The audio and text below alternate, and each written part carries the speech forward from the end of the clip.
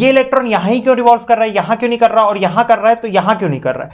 तो ये ऑर्बिट क्या रिंग्स होती हैं, इसके बारे में भी हम जस्ट मान लेते हैं। मैं बैठा हूं एक टैक्सी में, कांस्टेंट हूं, लेकिन ऐसी नहीं है कि मैं एकदम भाग रहा हूं, इधर भाग रहा हूं, उधर भाग रहा हूं, तो वो एक्साइटेड स्टेट हो जाती है, यानी कि मेरे पास।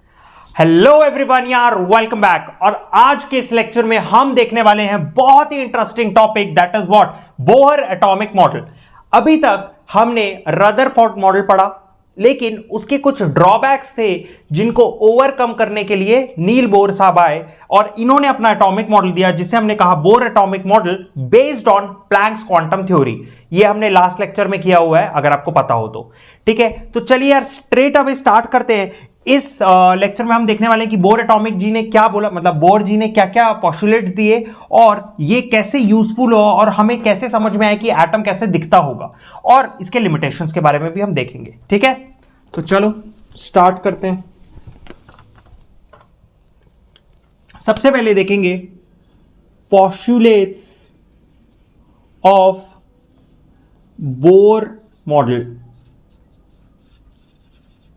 ठीक है, तो सबसे पहले जो रदरफोर्ड जी ने कहा उसी को इन्होंने आगे कंक्लूड किया कि an atom consist of heavily positively charged nucleus in the center and electron revolve around it in a circular orbit. इन्होंने क्या कहा, हमें यह तो पता चल गया था कि कुछ हेवीली पॉजिटिवली चार्ज चीज है जो एटम के बीच में प्रेजेंट होती है। इसी को उन्होंने क्या कह दिया कि ये हेवीली पॉजिटिव चार्ज जो है वो न्यूक्लियस जो सेंटर में है और इलेक्ट्रॉन जो है उसके अराउंड गोल गोल घूम रहा है इन अ सर्क्यूलर ऑर्बिट। ठीक है, यहां तक तो हमें बात पता थी। तो इनके हिसाब से एटम कैसा दिख रहा था, यहां पे एक न्यूक्लियस है और इसके अराउंड मान लो ये ऑर्बिट है या दो ऑर्बिट है, इसमें ये क्या है, इलेक्ट्रॉन रिवॉल्व कर रहा है। ठीक है, तो सर ये इलेक्ट्रॉन यहां ही क्यों रिवॉल्व कर रहा है, यहां क्यों नहीं कर रहा, और यहां कर रहा है तो यहां क्यों नहीं कर रहा है। तो ये ऑर्बिट क्या रिंग्स होती हैं, इसके बारे में भी हम जस्ट अभी आगे पढ़ते हैं। ठीक है, सेकंड इन्होंने बहुत इंटरेस्टिंग बात बोली कि out of many orbits theoretically possible electrons revolve around those orbits which have fixed value of energy.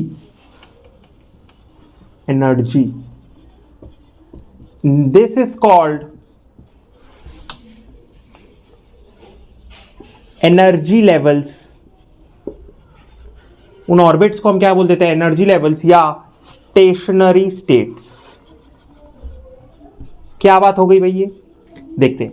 तो उन्होंने बोला जो बहुत सारे ऑर्बिट थ्योरेटिकली पॉसिबल है। अब क्या हुआ, थ्योरेटिकली पॉसिबल, ये क्या बोल रहा है।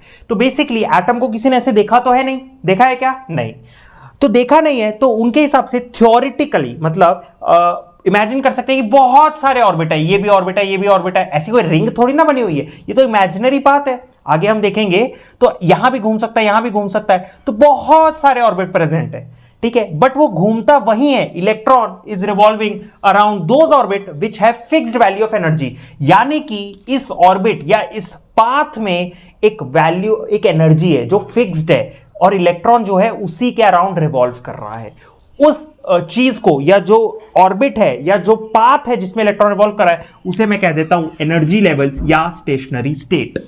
सर स्टेशनरी बोला है तो इलेक्ट्रॉन तो घूम रहा है, स्टेशनरी कैसे बोला, स्टेशनरी इलेक्ट्रॉन को नहीं बोला है, उस ऑर्बिट को बोला है और इलेक्ट्रॉन उसमें रिवॉल्व कर रहा है। स्टेशनरी इसलिए बोला गया क्योंकि फिक्स्ड वैल्यू, एनर्जी की वैल्यू चेंज नहीं हो रही। समझ में आया। और दीज ऑर्बिट्स का जो नाम होता है वो नामकरण कैसे होता है देख लेंगे, K L M N O and so on, या फिर 1 2 3 4। जैसे कि मान लेते हैं यहां एक और ऑर्बिट बना देते हैं तो इनका नाम कैसे होगा? ये न्यूक्लियस है, न्यूक्लियस, इसको बोल देंगे KLMN एंड सो ऑन, या फिर 1 2 3 4। समझ में आया यहां तक? ऑर्बिट की बातें समझ में आ रही हैं? अभी थोड़ा सा और कॉम्प्लेक्स होगा, लेकिन एक एक चीज अच्छे से समझेंगे, ठीक है? नेक्स्ट पॉइंट थोड़ा और इंटरेस्टिंग है। Since electron revolve around those orbits whose value is fixed, of energy is fixed,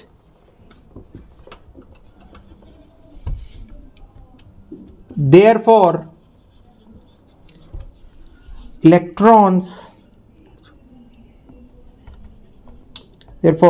energy of electrons can be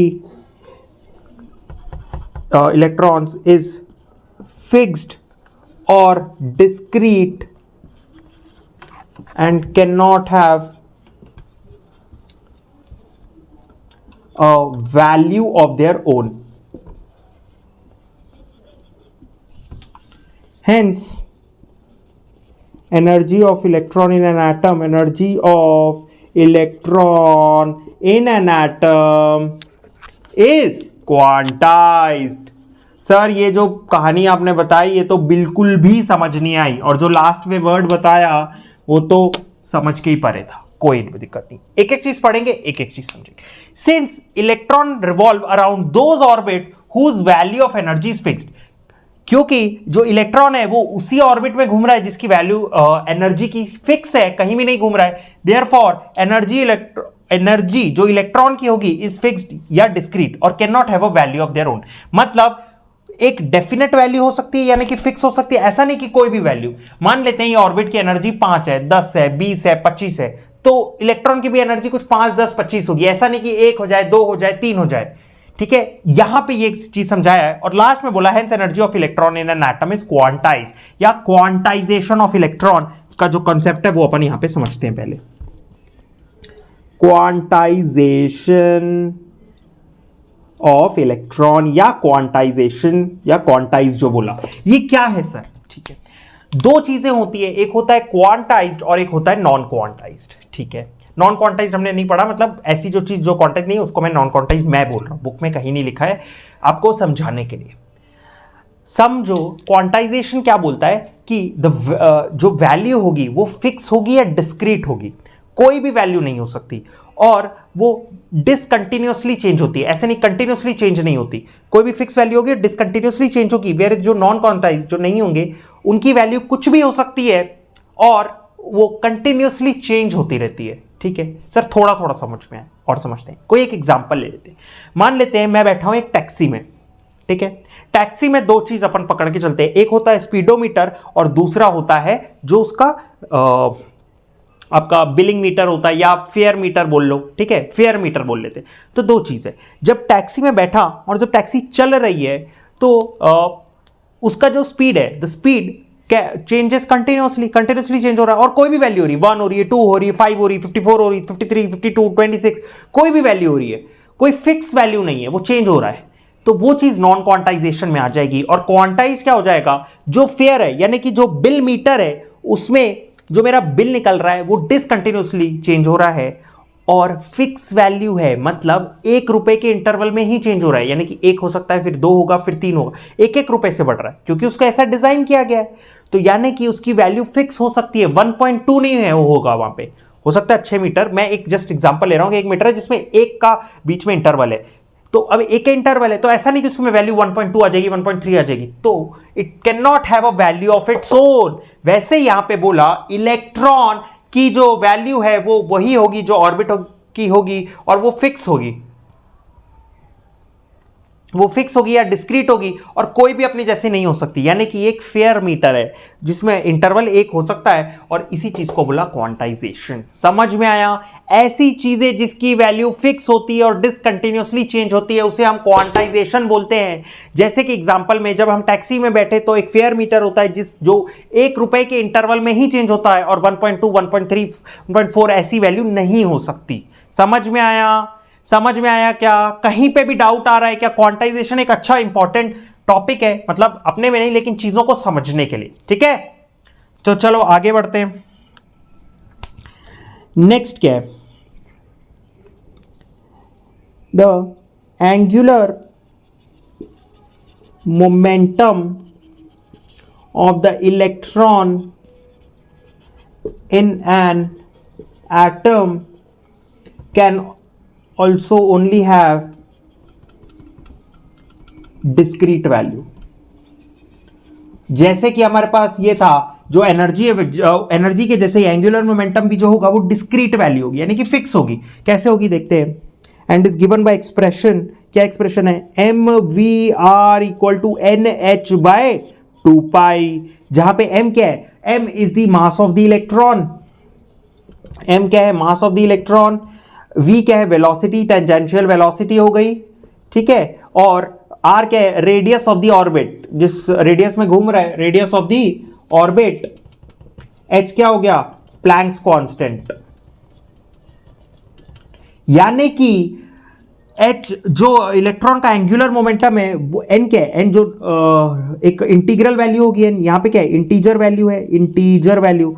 तो जो बचा h बाय 2 पाई, इसका इंटीग्रल मल्टीपल है, इंटीजर का मल्टीपल है, तो ये फिक्स होगा क्योंकि ये सब तो कांस्टेंट है ना एम्बियर। ये एंगुलर मोमेंटम छोड़ दो, बाकी h 2 और पाई ये तो फिक्स वैल्यू है। h का प्लैंक कांस्टेंट फिक्स है, पाई फिक्स है 3.14 या 22/7 2 फिक्स है, बस n यानी कि integral multiple of h by 2 pi.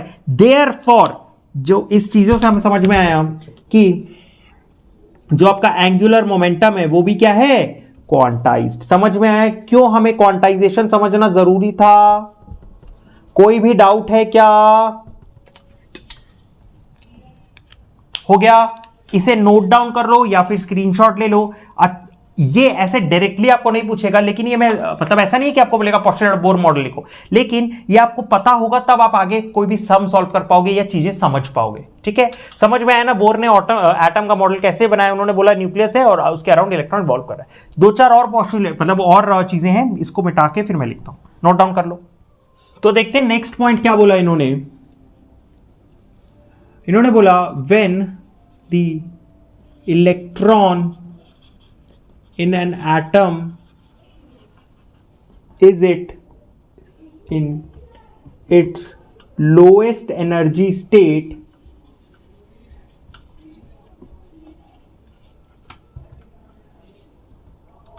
it revolves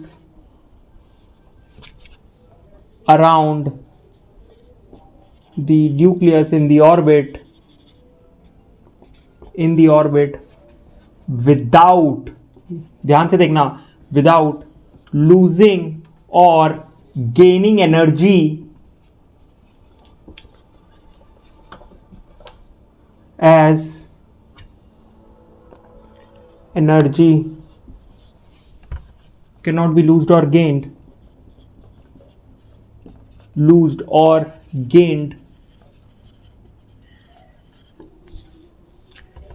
This state of atom is called, या उस ऑर्बिट को, जैसे the state of atom is called ground या फिर नॉर्मल स्टेट। सर कुछ भी समझ में नहीं आया, कोई दिक्कत वाली बात नहीं है। तो जब इलेक्ट्रॉन जो है अपने लोएस्ट एनर्जी स्टेट में रहता है, यानी कि इसको ग्राउंड स्टेट या लोएस्ट एनर्जी स्टेट क्या बोलते हैं? जैसे मान लो वो उसके पास कोई एनर्जी नहीं है, एक्स्ट्रा एनर्जी नहीं है, ऐसा नहीं एनर्जी नहीं है, मतलब वो घूम रहा है तो उसके पास एनर्जी तो है कहीं ना कहीं, लेकिन एक्स्ट्रा एनर्जी नहीं है। मतलब क्या मतलब सर? बिल्कुल समझ नहीं है, ठीक है। मान लो मैंने खाना खाया, मैं अपना पढ़ाई कर रहा हूं, तो मैं एनर्जी है कि मैं पढ़ रहा हूं, मैं कांस्टेंट हूं, लेकिन ऐसी नहीं है कि मैं एकदम भाग रहा हूं, इधर भाग रहा हूं, उधर भाग रहा हूं, तो वो एक्साइटेड स्टेट हो जाती है, यानी कि मेरे पास एक्स्ट्रा एनर्जी है जिसको यूज करने के लिए मैं क्या कर रहा हूं? रन कर रहा हूं। जैसे आप जिम जाते हो तो आप प्रोटीन लेते हो, आपके पास कुछ एनर्जी आती है और उसको करने के लिए आप कैलोरीज बर्न करते हो, यानी कि एक्स्ट्रा वर्कआउट करते हो, यानी कि एक्स्ट्रा एनर्जी होती है। या आप डांस में बहुत एक्साइटेड हो, तो वो चीज हो गई एक्साइटेड स्टेट। लेकिन एक नॉर्मल एनर्जी जो इलेक्ट्रॉन के पास है उस या लोएस्ट एनर्जी है है तब वो रिवॉल्व कर रहा था न्यूक्लियस के पास इन दी ऑर्बिट विदाउट लूजिंग और गेनिंग एनर्जी।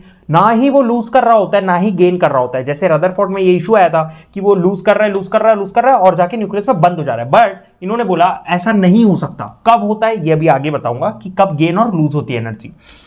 और इस स्टेट का नाम क्या हो जाता है, ग्राउंड या फिर नॉर्मल स्टेट। समझ में आया यहां तक पॉइंट। अब जो है नेक्स्ट पॉइंट इंपॉर्टेंट है, energy in electron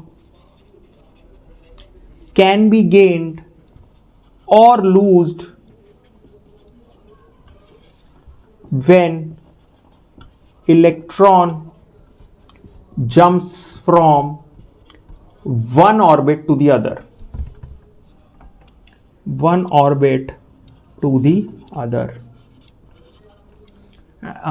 Energy can be gained or loosed when electron jumps from one orbit to the other. इसको और एक्सप्लेन करेंगे। When energy is supplied to the atom,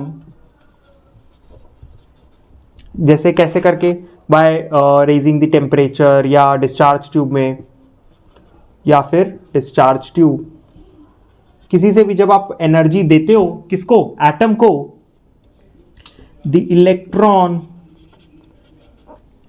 gains the energy and jumps to another orbit, and this state is called excited state. Excited state. As excited state remains for short period of time,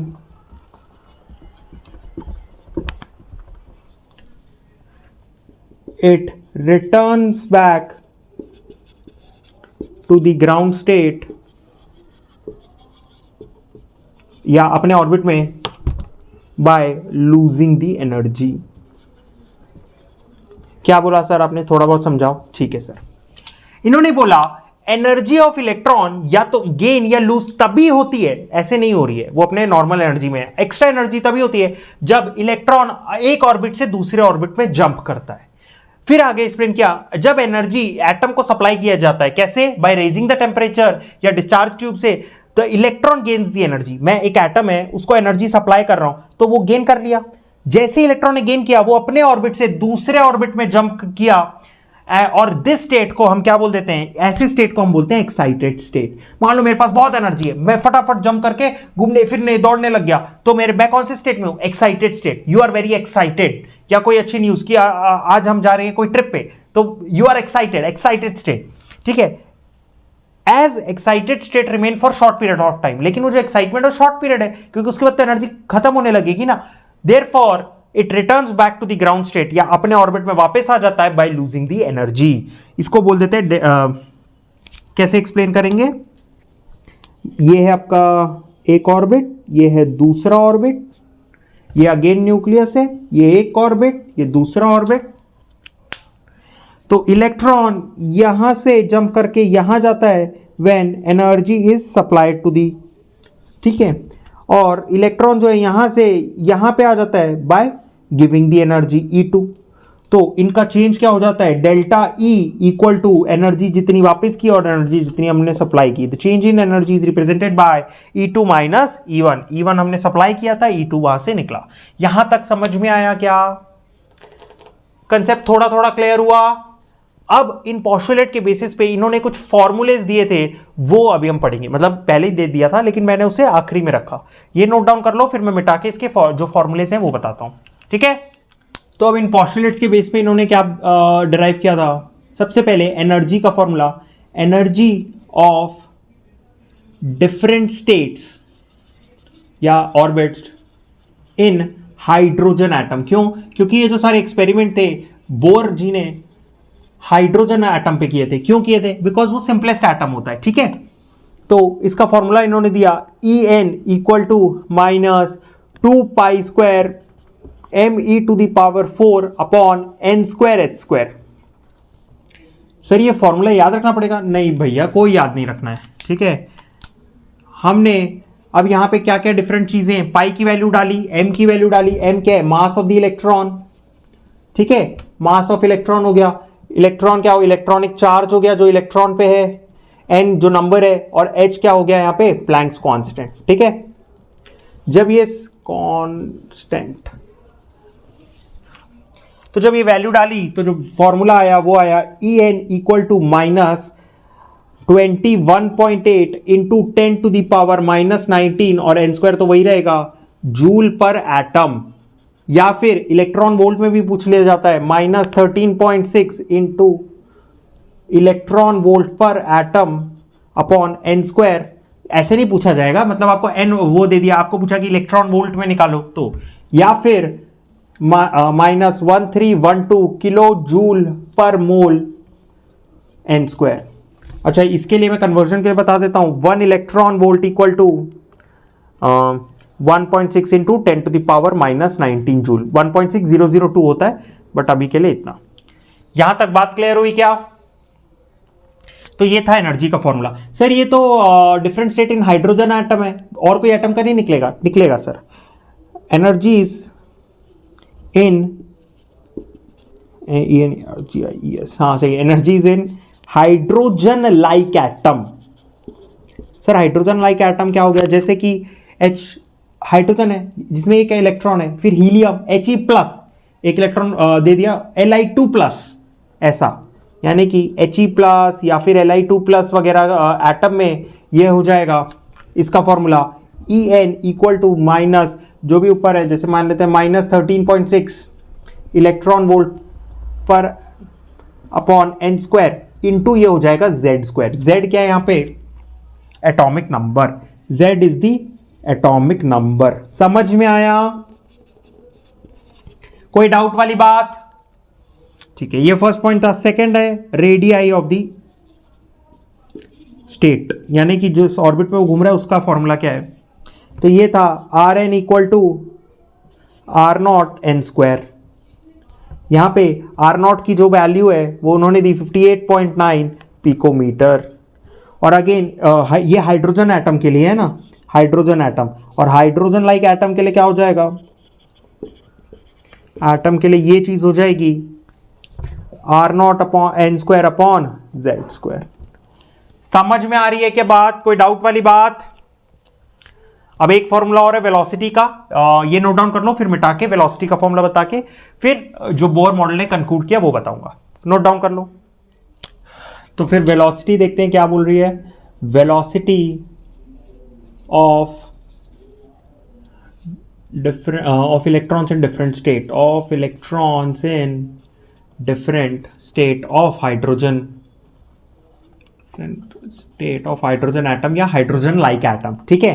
तो formula क्या हो जाता है? V n equal to, sorry मैं यहाँ पे वो बना दिया था, v not into z by n, ठीक है। जेड क्या है आपका एटॉमिक नंबर, एन क्या है जो नंबर ऑफ ऑर्बिट है, और वी नॉट की जो वैल्यू यानी कि जो फर्स्ट हाइड्रोजन एटम के फर्स्ट एनर्जी स्टेट या ग्राउंड स्टेट में जो वेलोसिटी होती है वो याद रखनी है 2.188 इंटू 10⁸ सेंटीमीटर सेकेंड इनवर्स या सेंटीमीटर बाय सेकेंड। अब ये मीटर में करना है, उसमें करना है किलोमीटर, वो आप कर लेना जब सॉल्यूशन पूछेगा, ठीक है। यहां तक समझ में आया कि बोर मॉडल ने क्या बोला, कि बोर मॉडल बोलना क्या चाहते थे। उन्होंने क्या क्या दे दिया देखो, उन्होंने बोला कि इलेक्ट्रॉन ऐसे रिवॉल्व कर रहा है, जो उसकी एनर्जी है वो क्वांटाइज्ड है, उसका एंगुलर मोमेंटम क्वांटाइज्ड है। उन्होंने एनर्जी की वैल्यू क्या है वो बताई, उन्होंने वेलोसिटी किस स्पीड से इलेक्ट्रॉन घूम रहा है, किस रेडियस यानी कि कौन सा एनर्जी शेल है वो बताई। और सबसे खास बात कि इलेक्ट्रॉन जब घूमता है तो वो एनर्जी लेवल, उसकी एनर्जी ना दी जाती है ना ली जाती है। जब वो देते हैं उसको एनर्जी तब वो जंप करके एक्साइटेड स्टेट में जाता है, और जब हट जाती है तो वापस आ जाता है। ये बहुत इंपॉर्टेंट पॉइंट है, ठीक है। यहां तक बात क्लियर हुई क्या?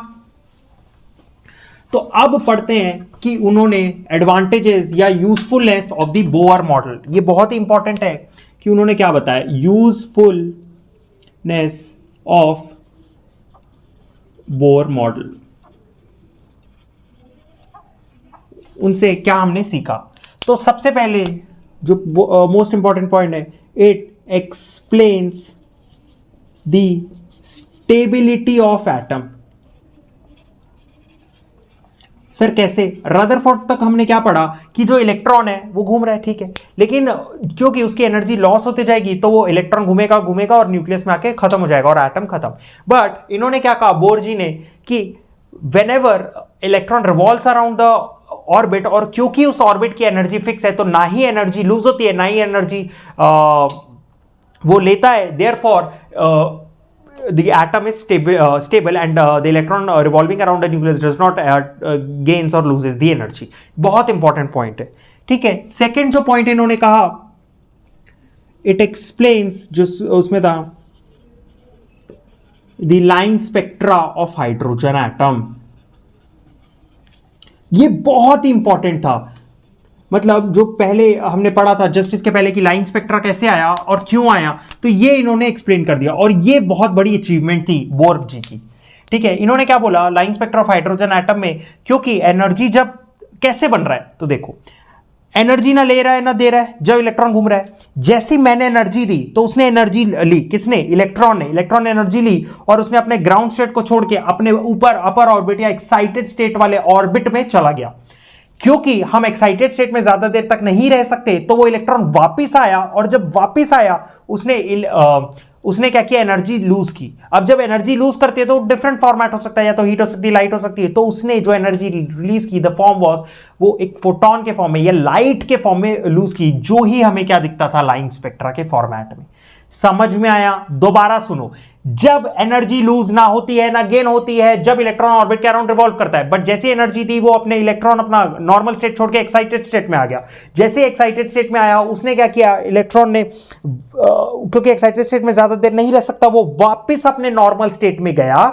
जैसे ही नॉर्मल स्टेट में आया उसने अपनी एनर्जी लूज की in the form of a photon of a light, जो हमें लाइन स्पेक्ट्रा के फॉर्मेट में दिखी। बहुत ही इंपॉर्टेंट चीज थी ये, ठीक है। इससे जो फ्रीक्वेंसी थी हमें पता चली, जैसे हमने पढ़ा था अभी just, delta E energy change हो E2 माइनस E1, तो यहां से इन्होंने निकाला E2 माइनस E1 जो एनर्जी है इक्वल टू h न्यू,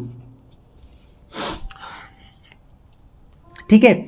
तो यहां से उसे फ्रीक्वेंसी, यानी कि फ्रीक्वेंसी निकालनी थी कि किस फ्रीक्वेंसी पे वो लाइट आई, तो E2 minus E1 upon h बताया उन्होंने, और v को हम क्या लिख सकते हैं, c बाय लैम्डा, क्योंकि मुझे वेवलेंथ भी निकालनी है, पढ़ा हुआ है हमने। तो यहां से लैम्डा की जो वैल्यू निकल के आई वो आई hc by E2 minus E1। h क्या है यहाँ पे, प्लैंक्स कांस्टेंट, c क्या है, स्पीड ऑफ लाइट, एनर्जी क्या है, E2 जो लूज हुई, E1 जो एब्जॉर्ब हुई।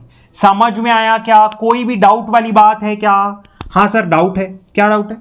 डाउट ये है सर कि जब हमने लाइन स्पेक्ट्रा हाइड्रोजन एटम में देखा, आपने ये तो बता दिया, लेकिन हमने 5 देखे थे, पैचन, पीफून, ब्रैकेट, लाइमन, बैल्मर, तो वो कहाँ है? इसमें तो वो एक्सप्लेन नहीं हुआ सर। अभी बताता हूं कैसे हुआ। उन्होंने कैसे एक्सप्लेन किया सारे एनर्जी के लेवल्स, ठीक है। यहां तक बात क्लियर हुई? पहले वो मैं ड्रॉ कर लेता हूं, लाइमन, बैल्मर, पैचन, ठीक है।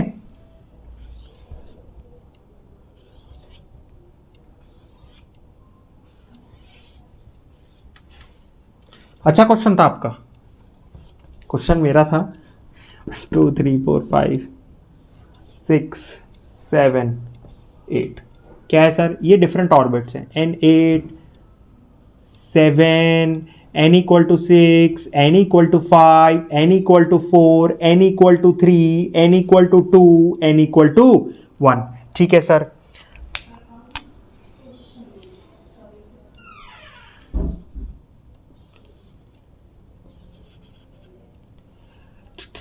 यहां पे आया इलेक्ट्रॉन, ठीक है सर। फिर क्या हुआ, 2 पे आया, 2 पे आया, 2 पे आया, यहाँ पे आया, यहाँ पे आया, यहाँ पे आया, ठीक है सर जी।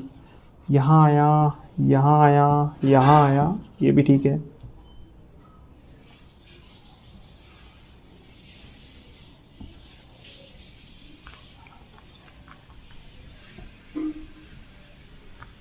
सर ये जो आपने बनाया ना, दिखने में अच्छा लग रहा है लेकिन समझ में कुछ भी नहीं आया, ठीक है ना सर। मैं बैठा हूँ ना, समझाऊंगा मैं, क्या टेंशन है।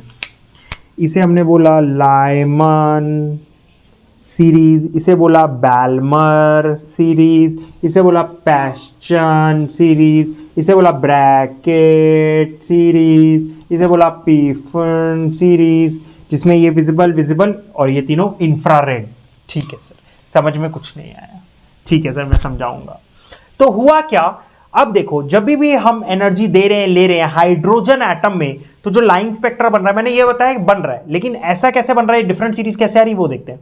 अब जब जो हमारे पास हाइड्रोजन का एटम है, एक एटम पे एनर्जी दे रहा हूं क्या मैं, एक एटम है मेरे पास, नहीं है, मेरे पास एक बहुत बड़ा मॉलिक्यूल है, ठीक है, मैं उसको पूरी एनर्जी दे रहा हूं, पूरा एक बड़ा सा हाइड्रोजन का इतना बड़ा बहुत मॉलिक्यूल जिसमें बहुत सारे एटम्स हैं, मैं एनर्जी दे रहा हूं, वो स्प्लिट हो जा रहे हैं। अब वो एक एक एटम में जो इलेक्ट्रॉन्स है वो अलग अलग जो है एनर्जी एक्सेप्ट कर रहे हैं। कैसे, जैसे मान लेते हैं हाँ हम वो पानी है, पानी का बाउल लिया, उसे गर्म कर रहे हैं, तो जैसे ही मैंने आग लगाई, जैसे टेम्परेचर बढ़ा तो पानी हल्का सा बॉयल होने लग रहा है, फिर बहुत बॉयल होने लग रहा है, तो पूरा का पूरा पानी ऐसे बॉयल हो जा रहा है क्या, नहीं, हर एटम जो उस पूरे पानी के मॉलिक्यूल में जो हर एटम है अलग अलग एनर्जी ले रहा है। क्यों, जैसे एनर्जी की कुछ एनर्जी नीचे रह गई, ऊपर आई, तो जो एटम के पास ज्यादा एनर्जी आ गई वो ऊपर आके फूट गया। ठीक है सर, तो वैसे ही हाइड्रोजन लाइक एटम में, हाइड्रोजन एटम में बहुत सारे अलग अलग एटम ने अलग अलग एनर्जी एब्जॉर्ब की, तो हुआ ये कि जो उसके इलेक्ट्रॉन्स है वो क्या हुआ, कोई 8 पे चले गए, कोई 7 में चले गए, कोई 6 डिफरेंट एक्साइटेड स्टेट के ऑर्बिट में चले गए, यानी कि कोई K में चला गया, L में चला गया, M में चला गया, ये वही है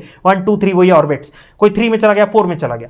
अब जब ये क्योंकि एक्साइटेड स्टेट बहुत शॉर्ट समय के लिए है, तो जब ये वापस आते हैं, तो जब 8 के लेवल से, यानी कि 8 एक्साइटेड स्टेट में जो 1 2 3 4 5 अगर इसमें से वो आते हैं ऐसे, तो उस सीरीज को बोला जाता है लाइमन सीरीज। यानी कि वो जो पैटर्न हमें लाइट का दिखा था फोटोग्राफिक प्लेट में, जो इससे पहले वीडियो में हमने या पहले लेक्चर में बात की थी, वो उस सीरीज को बोल देते हैं लाइमन। और अगर वो बैल्मर में है, यानी कि वो 2 तक पहुंच रहा है, यानी कि 2 के ऑर्बिट में 3 4 5 6, तो उसे मैं बैल्मर कह देता हूं।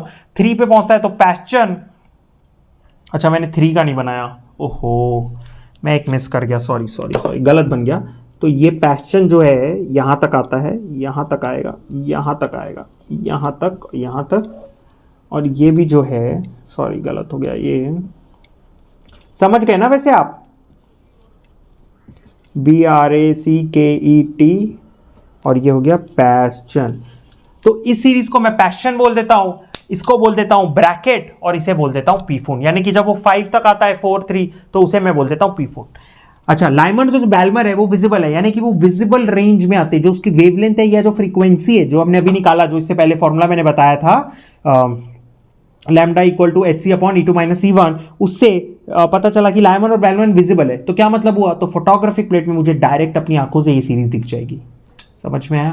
Where as Paschen Brackett Pfund ये सारे इंफ्रारेड हैं। तो सर ये कैसे दिखेगी, इसको देखने के लिए आप डायरेक्टली अपना मोबाइल का कैमरा लोगे। मैंने बताया था जैसे रिमोट का, एक बार और बता देता हूं, आप कभी जो रिमोट है उसमें जो इंफ्रारेड होता है पता है आपको, तो रिमोट किसका सर, टीवी का, एसी का, तो उसमें ना 2 बल्ब लगे होते हैं, उसमें लाइट जलती दिखती है क्या, नहीं सर।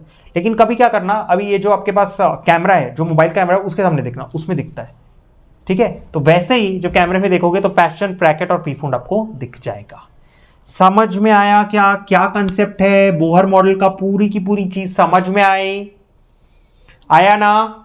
अब बढ़ेंगे लिमिटेशन की तरफ कि इस मॉडल में क्या ऐसे लिमिटेशन रह गए थे जिसकी वजह से दूसरे मॉडल्स आए या दूसरे और चीजें हमें समझ में आई। ठीक है, यहां तक आया, नोट डाउन कर लो। तो चलो अब देखते हैं क्या लिमिटेशंस, क्या इनकी लिमिटेशन रही, किसकी limitations of Bohr atomic model. ठीक है, क्योंकि कुछ चीजें तो ये बहुत अच्छे से एक्सप्लेन कर पाए, लेकिन कुछ चीजें रह गई जो इन्हें एक्सप्लेन नहीं कर पाए। तो देखते हैं वो क्या है। सबसे पहला और मोस्ट इंपॉर्टेंट पॉइंट था inability to explain spectral line of multi electron atom. क्या हुआ सर ये, ठीक है सर देखते हैं। हुआ ये कि इनके बोर मॉडल की सबसे अच्छी बात कि उनकी बहुत ही लिमिटेशन भी बन गई। कैसे सर, सबसे अच्छी बात बोर एटॉमिक मॉडल की ये थी कि वो he was able to explain the spectral lines of hydrogen atom और hydrogen like atom. So Bohr atomic model was able to explain the spectral lines, या जो एमिशन हो रहा था स्पेक्ट्रल लाइंस का किससे, हाइड्रोजन या hydrogen like atom, but it could not explain the spectral lines for multi electron atom. मतलब जो डिफरेंट एटम्स जैसे कि हीलियम के जो जिनके पास मल्टीपल इलेक्ट्रॉन्स है उसको एक्सप्लेन नहीं कर पा रहा था, फर्स्ट पॉइंट। सेकेंड और एक और इंपॉर्टेंट पॉइंट, जब धीरे धीरे जब स्पेक्ट्रोस्कोप बहुत अच्छे आने लग गए तो देखा गया जो हाइड्रोजन एटम है, ये जो हाइड्रोजन लाइक एटम है, उनके भी जो स्पेक्ट्रल लाइंस है वो स्प्लिट हो रहे थे छोटे छोटे फाइन स्ट्रक्चर्स में। मतलब वो लाइंस फर्दर स्प्लिट होके फाइन स्ट्रक्चर्स दे रही थी, जो कि अगेन बोर एटॉमिक मॉडल नहीं एक्सप्लेन कर पाया। उन्होंने सीरीज तो दी लेकिन उसके अंदर जो फर्दर लाइन स्प्लिट हो रही थी वो एक्सप्लेन नहीं कर पा रहे थे। तो ये जो इनकी सबसे बड़ी खासियत थी, वो इनकी सबसे बड़ा ड्रॉबैक भी बना फॉर मल्टी इलेक्ट्रॉन। तो ये बहुत इंपॉर्टेंट पॉइंट है। नेक्स्ट आ जाता है inability to explain splitting of spectral lines in magnetic field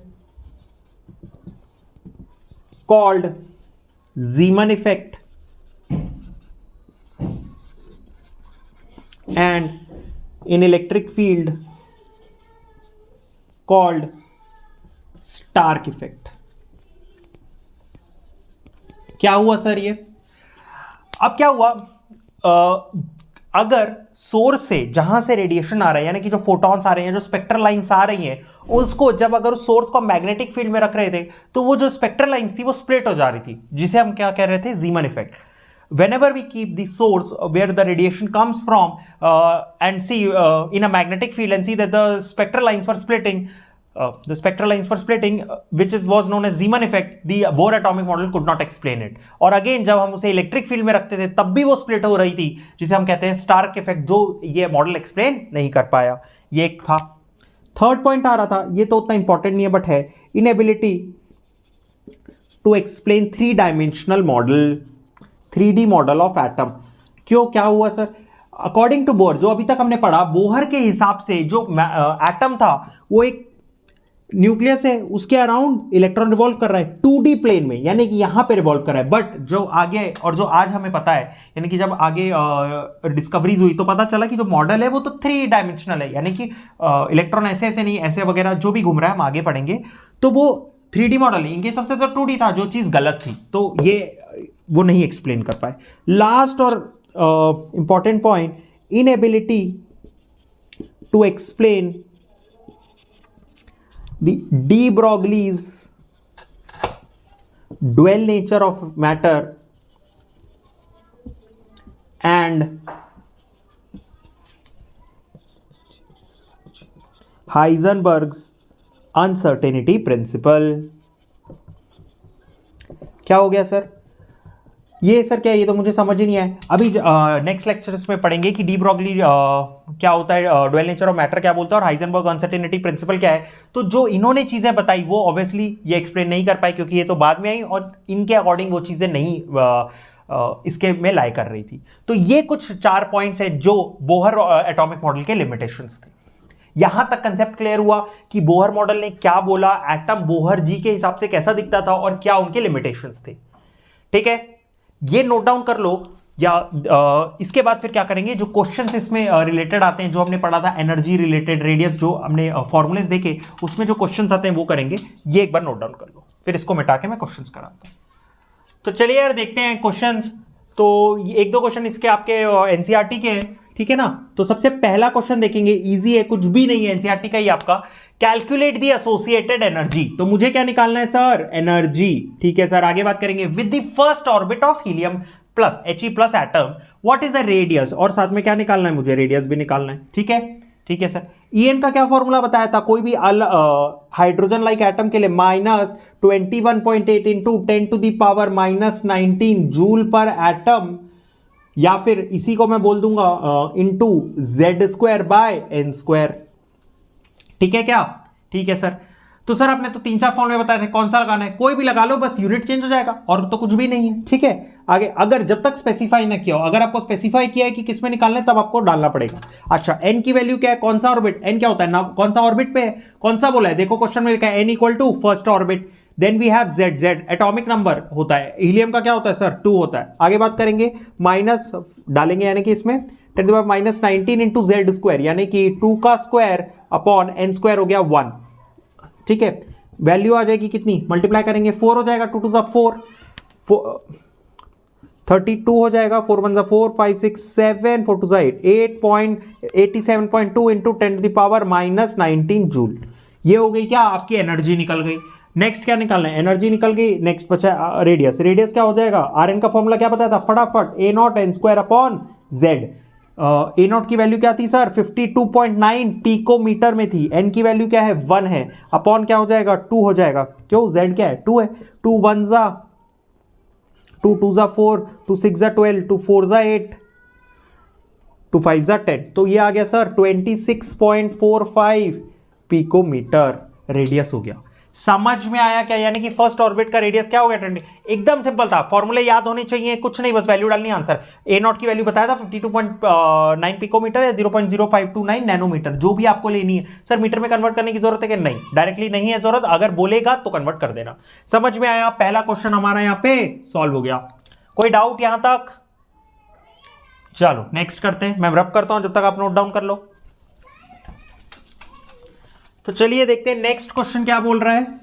ये भी सिंपल ही लग रहा है मेरे को, तो देखो कैलकुलेट दी वेलोसिटी निकालनी क्या है, पहले तो गिवन वगैरह लिख लिया करो और क्या निकालना है, velocity equal to first orbit का निकालना है, यानी कि एन आपके पास क्या हो गया 1 हो गया sir. Bohr orbit of hydrogen atom, अगर जेड होगा तो वो भी 1 होगा। गिवन बोहर रेडियस दे दिया, मास ऑफ इलेक्ट्रॉन दे दिया, एच दे दिया। वैसे आपको याद होना चाहिए mass of electron, Planck's constant कभी कभार दिया होता है, नहीं भी दिया हो तो आपको याद होनी चाहिए चीजें, ठीक है। आगे बात करेंगे, ये कुछ दिया हुआ है सर 1 जूल इक्वल टू, ये कहाँ काम आएगा अभी बताता हूँ, इसको छोड़ दो। अच्छा इसमें सर कौन सा फॉर्मूला लगेगा, वेलोसिटी का तो आपने एक बताया था, उसके हिसाब से तो नहीं हो रहा है, और मास दिया हुआ है, तो सर कुछ ऐसा फॉर्मूला भी बताया था क्या, एंगुलर मोमेंटम वाला, m we are equal to N H by 2 pi, ऐसा ही कुछ दिख रहा है क्या, ठीक है। अब डालते हैं वेलोसिटी की वैल्यू, वेलोसिटी निकालनी है तो सर क्या हो गया एन एच बाय एम, कहाँ गया 2 पाई एम इंटू आर, कोई डाउट वाली बात।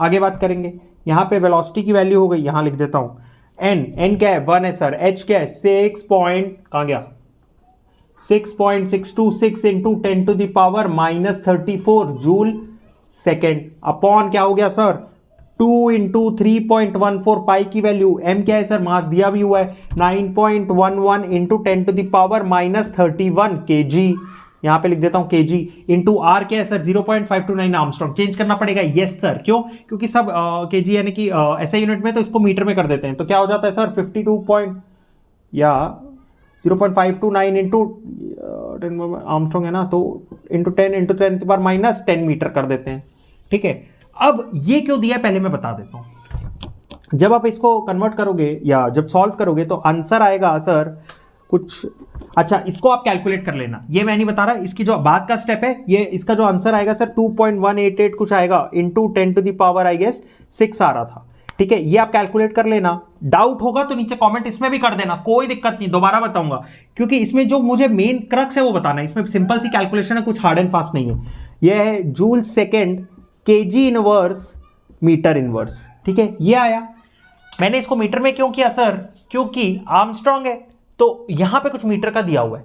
अब वेलोसिटी इसमें अच्छी लग रही है क्या, नहीं, मुझे चाहिए होती मीटर पर सेकेंड, किलोमीटर पर सेकेंड, उसमें चाहिए होती है, तो इसलिए इसकी वैल्यू दी है। अब देखो जूल की वैल्यू पुट इन करो, देखना सब कट जाएगा, देखो ध्यान से 2.188 इंटू 10 टू द पावर 6 है, यहां पे जूल है, जूल की जगह मैं क्या लिख सकता हूं 1 kg metre square second inverse square, तो मैं जूल की जगह लिख देता हूं kg मीटर स्क्वायर और सेकेंड स्क्वायर नीचे लिख देता हूं, -2 नीचे लिख दिया, और यहां पे kg नीचे लिख देता हूं, मीटर नीचे लिख देता हूं, -1 है ना नीचे लिख सकता हूं, और सेकेंड तो यहीं कहीं यहीं है। कोई डाउट, कुछ नहीं किया सर, जूल की जगह 1 kg लिखा, मीटर स्क्वायर लिखा, और सेकेंड -2 नीचे लिख दिया, ऊपर सेकेंड था सेकेंड लिख दिया, kg -1 है तो नीचे आएगा, नीचे लिख दिया, मीटर नीचे लिख दिया।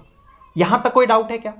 अब क्या हुआ, यहां पे kg कैंसल हो गया, सेकेंड स्क्वायर 1 सेकेंड कट गया, 1 मीटर कट गया, देखो ध्यान से क्या आया वैल्यू, आ गया क्या sir metre second inverse, velocity इसमें होती है ना,